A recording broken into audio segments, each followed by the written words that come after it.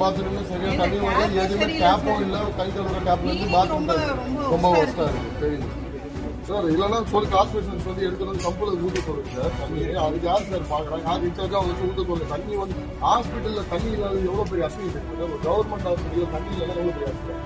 Cleaning முதல்ல முறையாக இருக்கா சார்? நான் வரேன்றதுக்காக எனக்கு தெரியுது, க்ளீனாக தெரியுது. அப்போ தான் பாத்ரூம் போய் க்ளீன் பண்ணிட்டு இருக்காங்க. காலைல வந்து காலைல என்ன பண்ணுறேன்? காலைல வந்து எத்தனை மணிக்கு மேடம் வருவீங்க மேடம்? அதெல்லாம் கிடையாது. நானும் இத்தனை நாளாக இங்கே கேட்டுட்டு தான் இருக்கேன் இருக்கிற கம்ப்ளைண்ட்ஸ். எனக்கு இப்போ தான் சரி ஒவ்வொரு இடமா இன்ஸ்பெக்ஷன் போயிட்டு நான் வரேன்.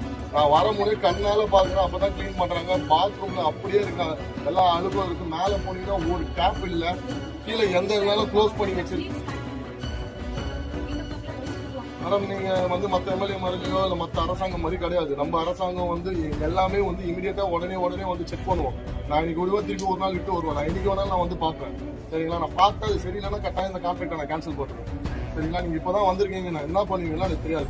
நீங்கள் நேரில் போய் அப்ரோச் பண்ணி பிடபிள்யூவில் கூட்டு வந்து தண்ணி ஊற்ற சொன்னீங்களோ அதெல்லாம் எனக்கு தெரியாது. நிறைய டம்மி டேப்பை போட்டு மூடி வச்சுருக்கீங்க. எனக்கு எல்லாத்துலேயும் கம்பல்சரி நல்ல டேப் இருக்கணும், தரமான டேப் இருக்கணும். ஓகேயா?